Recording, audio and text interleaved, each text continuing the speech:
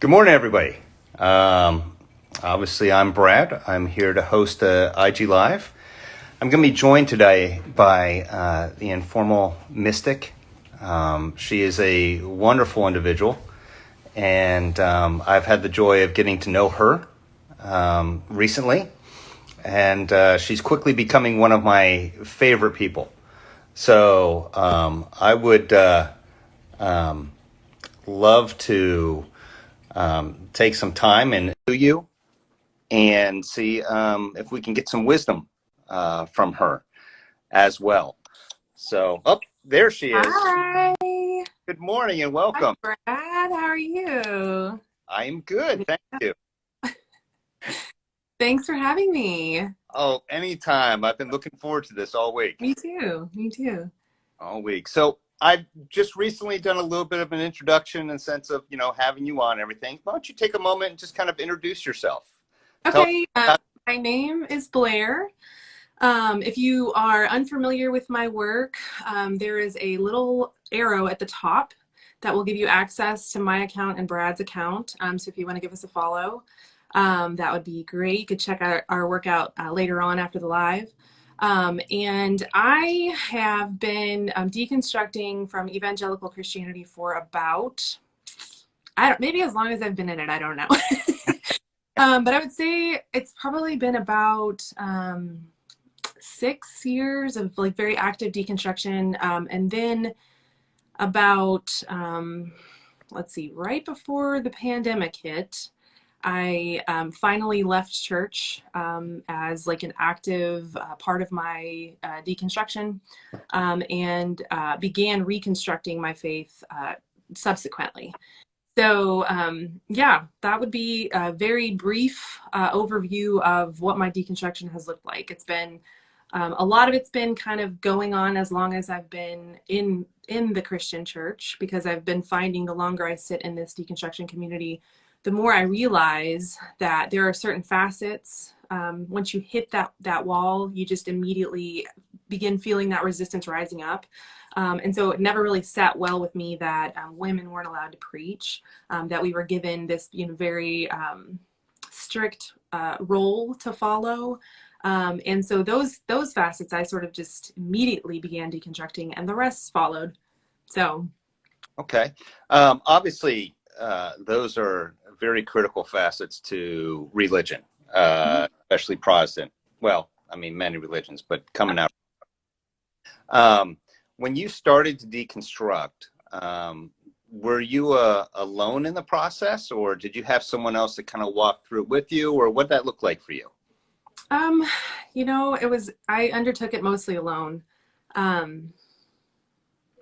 mean, there's just so few things that you are allowed to say in the evangelical church if you want to preserve yourself in that community. And so I did most of that deconstruction alone. A lot of it was because I was in such a large congregation, I didn't really have very many close connections to begin with. And so I feel grateful for that, because there was almost like a layer of protection already kind of built into the congregation. Nobody really knew me.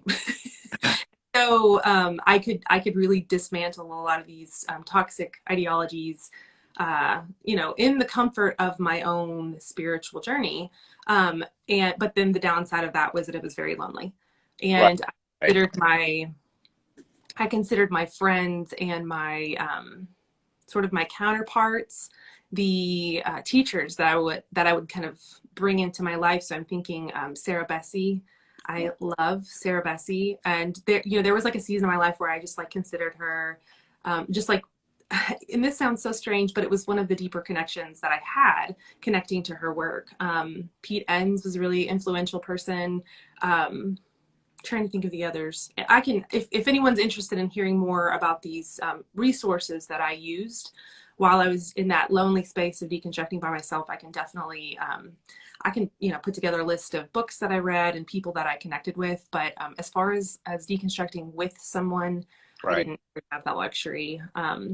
Later in the deconstruction journey, when I had dismantled most of it and I was kind of rounding the corner to sort of the bedrock of my faith, or the bedrock. I mean, faith is not necessarily a great word to use. The bedrock of my spiritual understanding.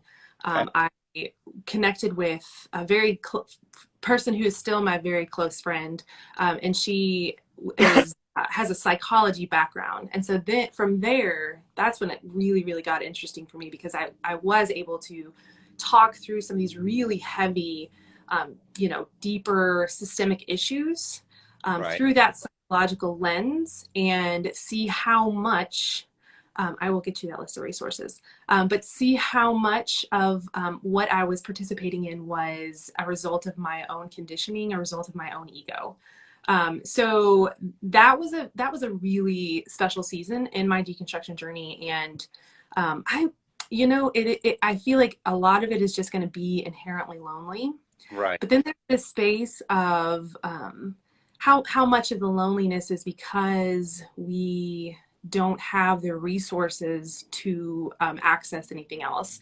And so that is where Informal Mystic was kind of born from, simply because we are identifying as post-religious people, does not mean that we don't deserve community and spiritual support.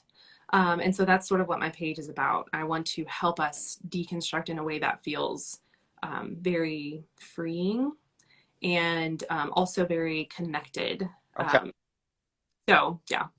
Oh, that's awesome. For those of you who do not know, she has an incredible website and blog where she really just talks real, I guess you could say. Now, I noticed on that you also do funerals and weddings.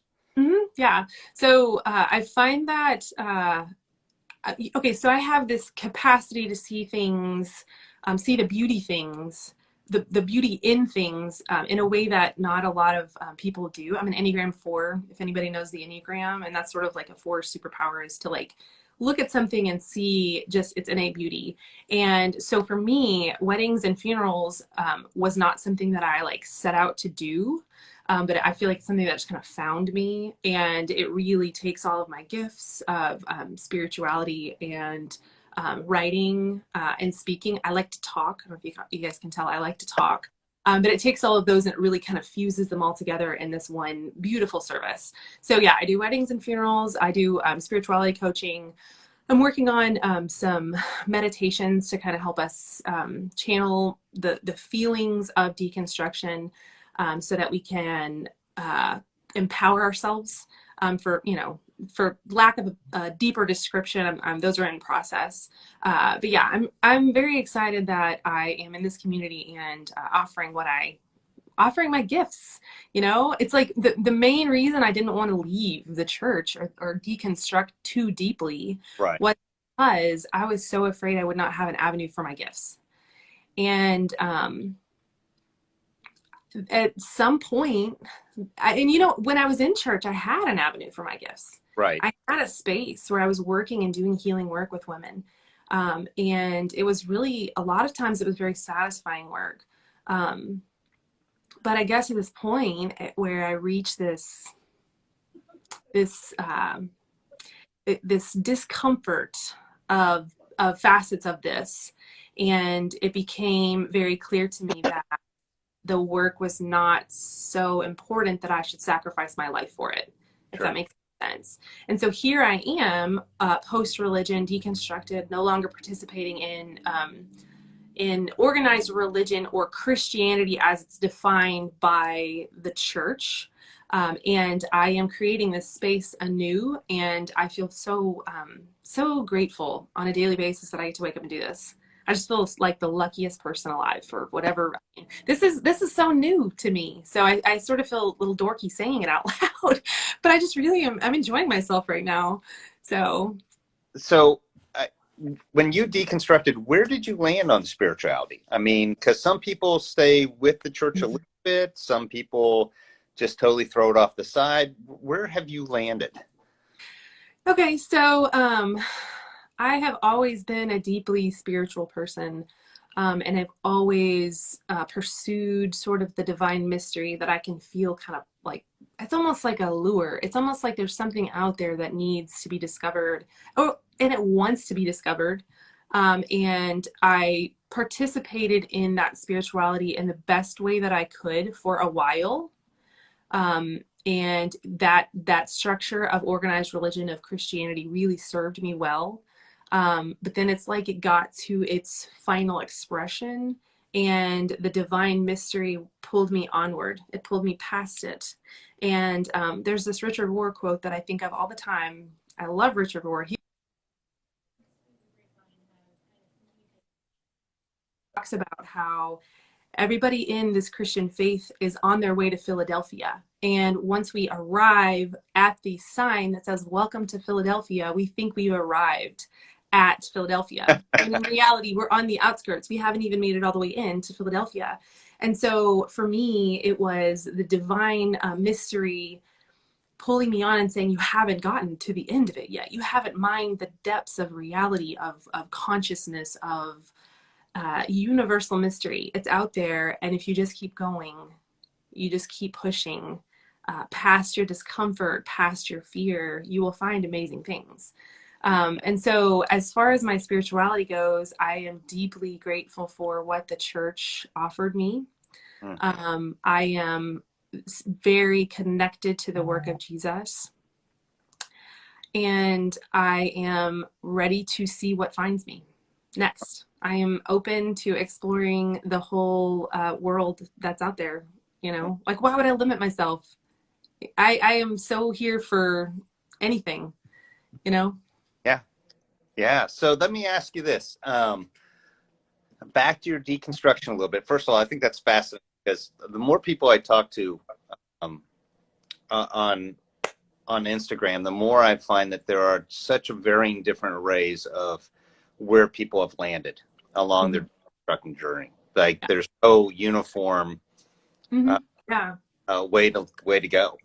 And so the also majority of people I talk to have very much dealt with or are dealing with anger throughout the process.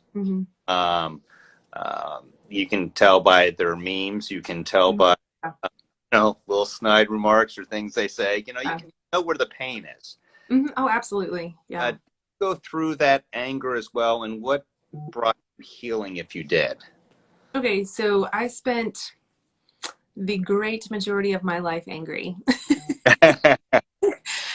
Like I said earlier, and I'll repeat it again for people who weren't here, I began deconstructing from certain things the moment I hit them. The moment I ran into this idea that women could only be a certain way, I immediately began feeling that resistance, feeling that anger sort of rise up in me, because I definitely feel like there's this there's an intuitive understanding that I feel like we all have if we can listen to it. And so childhood Blaire was engaging in her very conservative Christian public school. And I was automatically feeling that sort of violation of my sense of self. The things that I was asking to suppress were there all the time. And so that's sort of when my love affair with anger began. Now I carried this anger with me, and it became reinforced by some spiritual abuse I underwent at the hand of that same very, very small Christian school. And I was just angry. I was literally like, I was in a haze of anger, and that was my only survival skill for years. And I would never, ever want to have taken that anger from me, because that's what I needed. I had to have that anger, because if I didn't have that anger, then all I had was this crushing sadness, this depression that I could not cope with. And I didn't have any other healthier coping mechanisms. I didn't have any other tools but anger. And so I reached this point in my life where I had used the anger and used the anger and used the anger over and over and over again. And I was just so tired. I was so tired of being so angry, because it really does play a toll on your physiological body. Yep. I'll say that. the chemicals needed to sustain that level of anger are not healthy to constantly have in your body, you know? And they were just always there. I had anger with me like a little backpack, and we just like trekked along on our way. And the moment in time for me that I was able to unlock that key, why is this my only coping mechanism? Why is anger the only thing I feel? I was working through some trauma. We were actively going into our past, and we were trying to figure out what our subconscious conditioning was surrounding some of these habits that we had. And the narrative I told myself was, I'm just an angry person. You know, I'm just an angry person. That's just who I am. And I feel like I probably do have a genetic predisposition or proclivity to being an angry person, but I'm really not, you know, like anger is not a personality. It is a coping mechanism. Right. And so once I identified that piece of anger as something I didn't, as something well, okay, let me back up a bit. Once I disidentified with that anger, once I took that and said, this is not who I am, I was able to trace these lines of this anger that I had manifested for so long back to this moment of spiritual abuse in my childhood. And I will say that this moment of spiritual abuse in my childhood was the face of all of my spiritual trauma. Now, I went through a ton of other, probably micro traumas over the course of my life regarding this religion, this religious indoctrination, this upbringing that, you know, we all experienced. But this moment in time has sort of become the thing that was fueling my anger. And so I went through this process of healing this spiritual abuse and finding ways to identify with this man who spiritually abused me, absolutely calling what he did abusive, absolutely acknowledging that he could have done much, much better. He could have done 100 million things better. And then also identifying that he probably didn't know what the heck he was doing, and identifying the fact that he was probably just as scared as I was, and that this abuse that he perpetrated against me was his coping mechanism. And so once I was able to turn him back into a human, right, I could hold both the anger, the trauma, the sadness of being abused, and the empathy that he is a human being trying his best also. So yeah, that was a key moment for me, a key turning point, because it was probably the first time that I was able to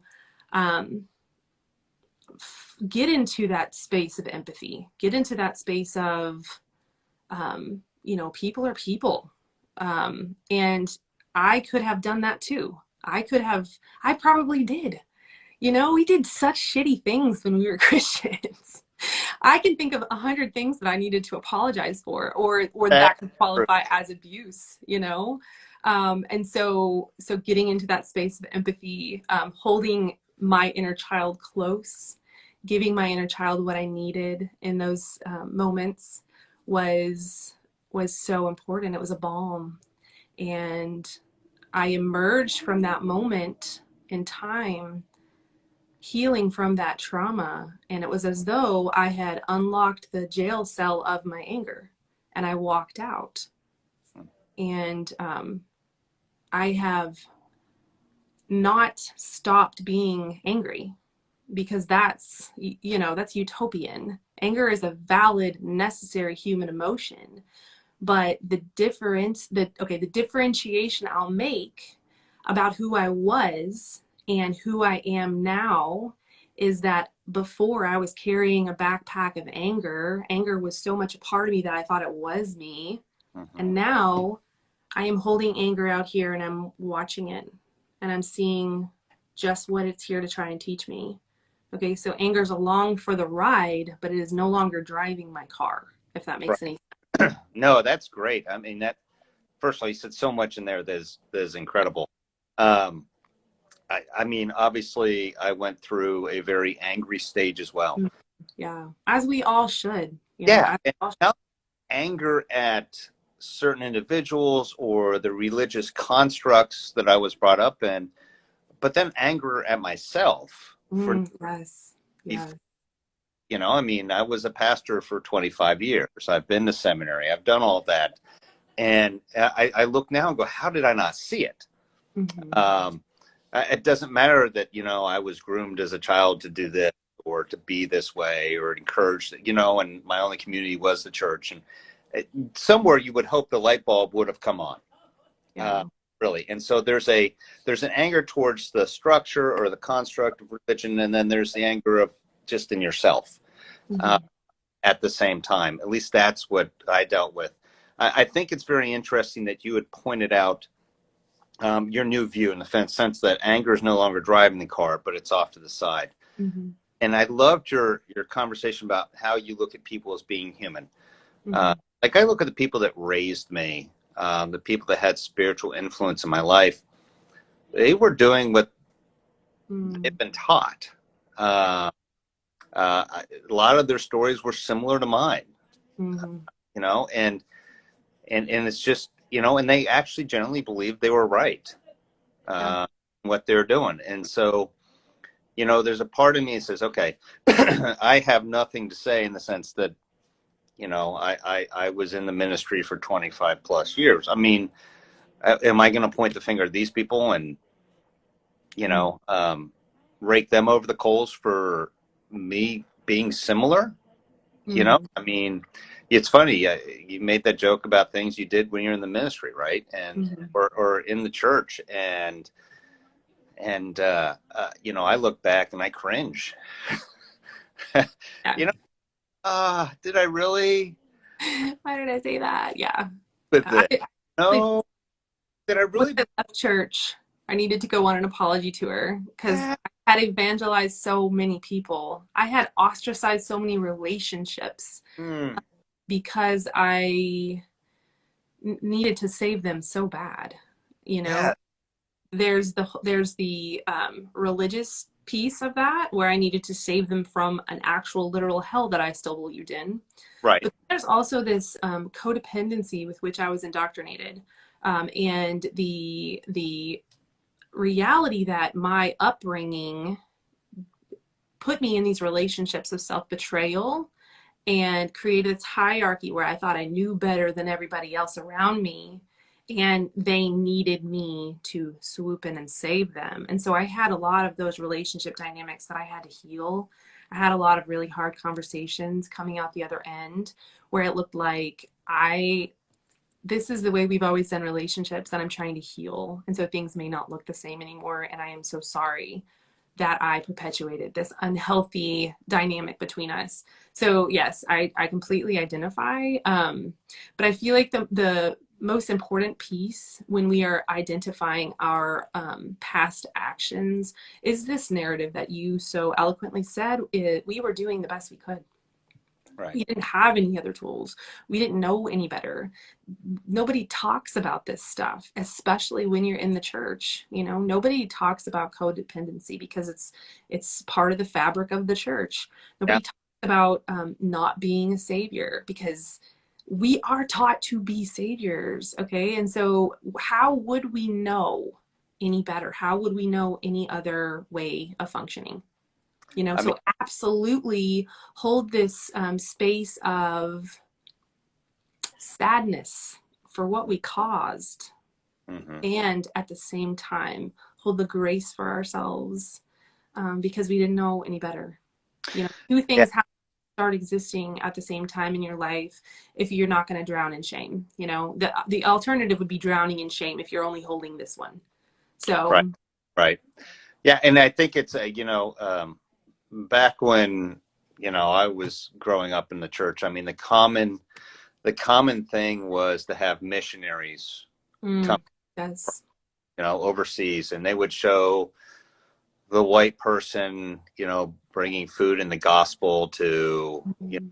a poor individual, who would be half clothed and Um, everything wrong with, yeah.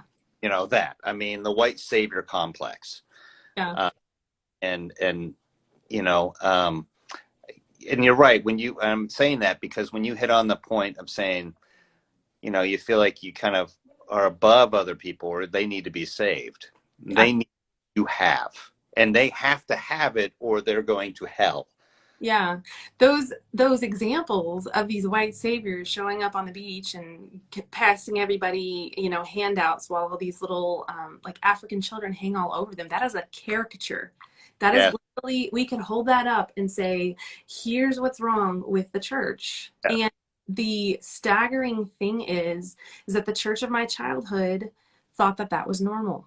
Yes. We saw not a single thing wrong with that. And we haven't seen a single thing wrong with that for a very long time. It's only Hmm. been very recently that we've identified this colonialism within this patriarchal system of the church as oppressive and wrong and so just like gross. It's How did we not know? cringing. Yes, it makes me just want to just hide under a rock that I participated and thought it was so normal. Yeah. And so all that to say, that thing that you're identifying is very we could see that as the structure, as the larger structure. If this is something we're okay with, then what else within this church system are we accepting as normal that's not normal? Right. So Right. Like to kind of jump to something I find very fascinating on your page. okay. For those that have not visited her page, you need to go check it out. She does some incredible videos. One of the areas in which you covered, and you took extensive amount of time covering this, was ego. Okay.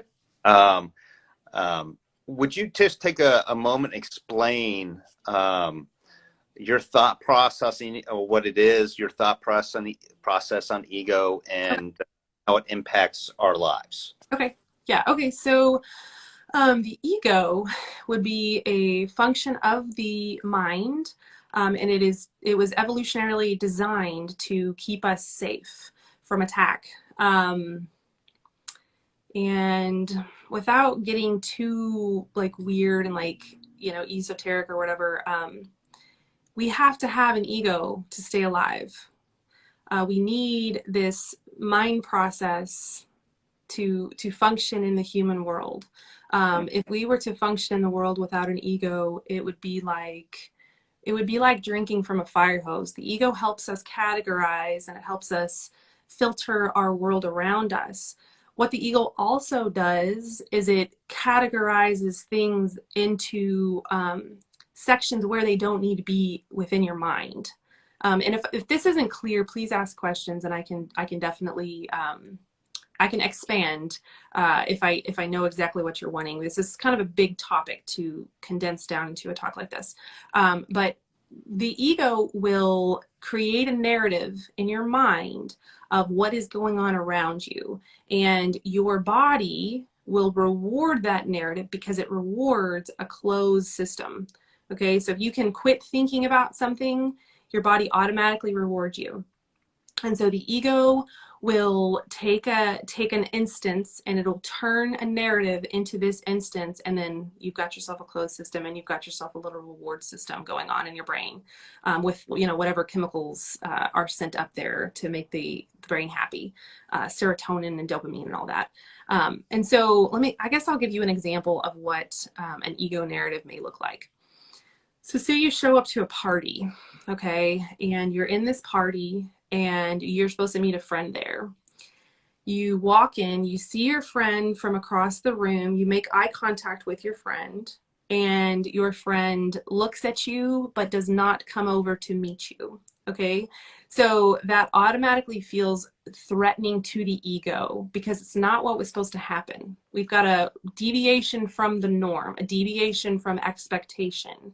And what will next happen with the ego in the mind is you will start generating stories about why that person did not meet you the way that they had planned. Okay, and so these stories might look like, that person hates me. She just hangs out with me because she feels sorry for me. That person likes that group of friends better. And the ego doesn't work in positives. It's not a structure that works with light. It's a structure that works with worst case scenarios and binaries. Either they love me or they hate me. If they do this, they love me. If they do this, they hate me. And so the stories in your mind surrounding this incident might look, very dark. Might look like, well, that girl hates me. She doesn't like me because she didn't come over like she said she was. Now, let's put ourselves in that situation over there. Somebody was just talking to your friend. They were in a very interesting conversation, and she wanted to end the conversation before she came and met you. She loves you. She's a great friend of yours. She doesn't feel sorry for you. She actually wants to be in your presence, and she actually loves you. She just needs to finish this first. And so the ego created this very damaging, toxic narrative of she hates me, she hates me. But the reality was she just wanted to finish her conversation. Right. And so that is the hindrance of ego, and that ego is connected to our subconscious conditioning surrounding these events. See, this is where it gets really complicated and kind of convoluted. It's like I need like a whiteboard and like a I know. 3 hours to communicate what I'm trying to say. But your subconscious conditioning surrounding that event might look like, well, when people have ignored me in the past, people have hurt me in the past, and this is what it means when people hurt me today. Maybe you had a moment in time when you were a small child and you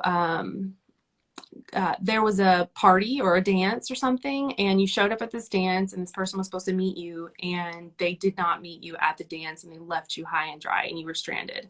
And so what your mind, what your ego is telling you is that's a similar event, because that's what the category is. That's what happens when things don't happen the way they're planned in this specific way. Okay, and so you've got the ego trying to remind you of this event when really it's not connected. And what you need to do is to heal this subconscious conditioning pattern so that your ego can write a new narrative or not be so threatened by what is happening in the outside world. Okay. So let me stop you there for a second. So you mentioned something interesting. You need to heal it. Mm-hmm. So how do you go about healing that? I mean, I think that it depends on the actual trauma. I know the first step of healing anything is awareness of that thing. Mm-hmm. Because, how are you going to heal something if you don't know what it is? So I would say step one is cultivating a conscious awareness of what is happening in your body. When you feel that ego start to act up, you can say, okay, hi ego, what are you here trying to teach me? What are you here trying to remind me of? And then you can get quiet for a moment and you can say, this does remind me of this moment in time where I was betrayed. And so then you could go back to this moment and you could spend some time processing what happened. You can do some inner child work with that event. But this is, I'm not talking about like deeply traumatizing stuff here. I'm talking about day to day where you're going through life and I feel this ego pinch. What is this connected to? And just kind of having that awareness inform where you need to spend your time and intention. There are some things, like I would say my spiritual abuse, that was driving the show for a very long time. I was so unaware. I was just identifying with anger as, it really is a massive step, by the way. Just allowing that subconscious conditioning to rise up is a huge piece of your healing. And if you get there, you are well on your way. But when it's one of those really big things, like a spiritual abuse or a physical, sexual, emotional abuse, sometimes you need help and support. So with my spiritual abuse that was causing so much of my unhealthy patterns and habits, I was so lucky to have my friend walk alongside me with it. And I had developed really healthy coping mechanisms. My friend is actually a therapist, so yay for me. She didn't provide me therapy, but she gave me Right. the support that I needed to kind of do this stuff for myself. So that would be, I mean, healing is so non-prescriptive. Like, you can't put one size fits all on everybody. It's Mhm. gonna look really, really different for everybody. And the only thing I can do is share what it looks like for me, to Mhm. give you the tools to engage your own healing process, if that makes any sense. Yes. Yeah. I mean, that's beautifully said. And obviously, Jeremy's chimed in. I appreciate that, Jeremy. And the average therapist, which she's but average, is chiming in as well. Mm-hmm. It's important for us to remember, especially as life coaches or anything we're pursuing, Mm-hmm.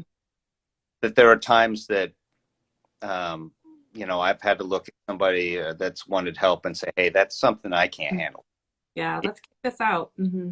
That there's somebody out there that can handle it better than me. Yeah, Uh, absolutely. there's somebody that's qualified to handle that. And so I think you're right. The different levels of anger, different levels of healing, Mm-hmm. uh, depending upon what those are. I love your ego example, because there are times when you're talking that I could be like, "Oh, I've done that," you Yeah, know. yeah, It's like, oh, yeah, I feel that one really deeply. yeah. Yeah, and so there are some facets that are universal as well. So, I feel like we all have an ego. I feel like the ego kind of rises up in a very similar way for all of us. I feel like this structure of our mind was sort of developed in the same, evolutionary or biological way for all of us. And then from there, that's when things get different. Hmm. So yeah, we we provide the structure, we provide a framework, and then we provide the freedom for spiritual autonomy for people to begin this process of healing themselves. So that's what's so important post religion, or in this deconstruction space. We can't heal anyone, we can't save anyone, and if you think you can, I would like to encourage you to evaluate that subconscious conditioning that you learned in church, Yeah. where you're the savior of the world. you Yes. know if we're violating someone's spiritual autonomy, that is where we just left. Hmm. It's not okay to do that. It's not it's not okay. It's abusive to violate someone's spiritual autonomy, to take their power from them, Hmm. and to say, I know better than you. And so if that's the motive of being with which you feel tempted to operate, I would really encourage that awareness. Where is this coming from within me? Because sometimes I feel myself doing it. It's hard to unlearn 33 years of indoctrination. Sure. And that's why cultivating that conscious awareness piece, where we're not judging ourselves for having these feelings, where we just are curious. Why do I feel the need to say this? Why do I feel like I want to comment and defend? Why do I want to tell her that this is the way, Yeah. when it may not be her way? And usually it looks like my ego is trying to keep me safe, and I have to say, thank you for trying so hard to keep me safe. I don't need you to do that anymore. I'll keep myself safe from now on. And so you can go back to where, you can go back as a function of my mind, and you can show up next time when I need you next. So befriending our ego, cultivating that conscious awareness, cultivating that non-judgmentalism, that we are so unfamiliar with as former Christian, or you may still be Christian. I'm not gonna, make that blanket statement, but if you participated in that evangelical Christianity, that non-judgmental piece is so foreign to us, and so it's gonna take a lot of practice for us to get really good at it. Yeah. I mean, you're absolutely correct, because there are times, even today, after being out of organized religion for a few years, I have to stop my thought pattern, Mm, because I'll be like, oh no, I'm looking at that through the black and white, through the this is right and this is wrong. mm-hmm. Yeah. The Yeah. different Not patterns. is it our conditioning, but it's just really what our mind wants to do. You know, Yes. our mind rewards us when when we can sort things into categories like black and white. Hmm. It's what our mind wants to do so badly. It makes things a lot safer and a lot easier for us to move about in the world. It takes intentional practice to dismantle a duality. Yes. Like, oh, this person is all bad. That's way easier than saying, okay, this person really did some bad things, but I don't necessarily think they're bad. Because look, they also did some good things. And maybe these bad things are motivated by trauma. You see how much more work that is? You Yeah. know? And Yeah. that's how many Yeah. people don't do it. Because it's a lot of freaking work. Yeah. I totally, I get that because, and I Thank you think for joining. religion's really good at that Mm-hmm. because, I mean, look, it makes it very simplistic about who's good and who's bad. Yeah. Like conservative Christians. And hey, listen, if you do have Jesus as your savior, Mm-hmm. you're bad. And there's nothing good in you. And the only good that can come Mm-hmm. is if Jesus lives in you. And so it's very cut and dry. Yeah, so you're identifying this ecosystem. Hmm. I don't really feel like people talk about it that much. I could just be like the weird little psychology geek that went to church, but I don't feel like people have identified Christian religion as an ecosystem or as a Hmm. structure of our ego projected into a time and space. Right. Um, because every single thing you just said, the tenets, the pillars of our faith are dualities, and they are Yes. ego projections of you're in or I'm in and you're out, and you have to do X, Y, and Z to become in, and you're bad and I'm good, and the devil and God and hell and heaven. And there's so many dualities in that space. And that was Yes. really the final nail in the coffin for me. I'm sitting there at Bible study in this space that feels sort of safe, and it's kind of keeping me, purpose driven. And I'm watching as these women talk about their gay children and Mm. sobbing. I'm just sobbing because of the duality, because these gay children were going to hell because they were gay. Yeah. And I excused myself from the room and walked around the sanctuary like a crazy person, just trying to cry, like trying not to cry, trying to, like, I didn't know what I was doing. I was just like, it was like I was having this mental break. And it was like, finally, after all these years, I see it. And I'm sitting in the sanctuary and I'm like, this is nothing more than an ego projection. This is an ego structure and I'm participating in it. And I Yeah. thought I was like, like, oh, I'm going to change things. I'm subversive. I'm like going to work in the machine to like change the machine. And I'm like, no, I'm contributing to the ego structure. I can do much better on the outside of the structure than I can within the structure. So, yeah, after like a few really like harmful, poorly done conversations, on my part and the part of the people I was having a Sure. conversation. It's scary to have conversations, especially about stuff like this. It just became very clear to me that the universe, my inner voice, whatever it is that feels simultaneously other than me and within me, was asking me to leave and take a step in faith. Yeah. Sounds evangelical. I point to that part because I mean that's when it really, really. I mean, it was hitting home like 7 year Mm, deconstruction process, even while I was in the church. yeah. But it was more like women in the church and stuff like that. I mean, there were certain theological Mhm. things that were confusing me. But the interesting thing for me was when as I've shared with you before in our conversations, and others may know on here, is when my daughter came out Mhm. lesbian in church, and suddenly that system becomes very clear Yeah. that, hey, by the way, your daughter's going to hell. I'm Yeah. like, what? Let me punch you right now. As a father, it's like, I'm going to punch you if you say that, it's Yeah. this part that kind of comes up is like, Mhm. no. And so it became very clear about the duality and Mhm. within that. So, thank you for bringing that up. And I know there's a lot more of the information on your page. Mhm. Uh, the videos, a lot more content. I would encourage anybody that watches this to go to her page and check it out, because it is fascinating and something that I personally had never thought about Mm-hmm. until I went to your page. Yeah, I'm finding in my work, I took me a while to kind of settle into the deconstruction space as my primary purpose, which is, I think that that was probably some of my conditioning coming up, some of the fear that I might have to go back into that anger that I just left to really deeply engage. But I'm finding that following that pull has been very cathartic for me.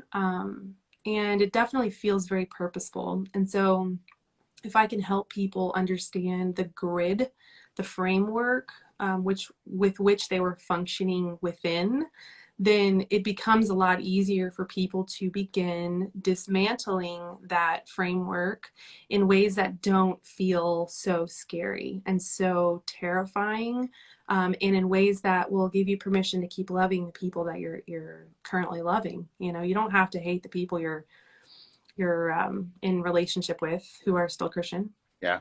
Yeah. They have a system that's serving them in a Mm-hmm. lot of ways, and we don't ever want to take someone out of a system that's serving them. Just in the same way that I would never want to remove myself from that anger before I was ready, I would never want to take someone out of that system before they were ready. And so grace, understanding, compassion, all of these things can come along with us in this deconstruction process. Absolutely anger must be there, Mm-hmm. but also compassion, love, all of these things get to come too. So Yep. yeah, like that's sort of where my work is heading. I hope that's where my work is now. But yeah, that's my shtick. I and I tell you what, every time I talk to you, I learn something new. Oh, Um, I really appreciate you being on here, I and appreciate you having me. We'll have to do it again soon. You're we coming to my page soon. So okay. All yeah. right. That's right. I believe it's inerrancy or Uh-huh. something. Yep. Right. I'm Yeah. looking forward to Good. that. I'm looking forward to what you're doing. Uh, Uh, seeing just the direction it takes. I mean, mhm. I cannot say enough of how much I appreciate you and the work you're doing. Well, thank you so much. The feeling is definitely mutual. So, but that's going to wrap it up, unless you have something to conclude with. And there's only a couple people on here, but if there's any questions, we'll maybe leave a little bit of space for some questions about Yeah. some stuff. I actually was sort of keeping an eye on the comments. Yes, let's see here. I didn't really The read Netherlands. very deep. Wow. You what? She's from the Netherlands. Welcome. Oh, okay. Hi. That's awesome. That's crazy. I know, right? Uh-huh. Wanted to visit there too. What time is it in the Netherlands? I have no Yeah. time, like literally no sense of time at all. I'm so bad at time. I leave my house like 45 minutes early if I'm going to be anywhere on time. Oh man, that's All right. awesome. I don't see any other questions. So, Brad, it's been a pleasure, and I will see you soon.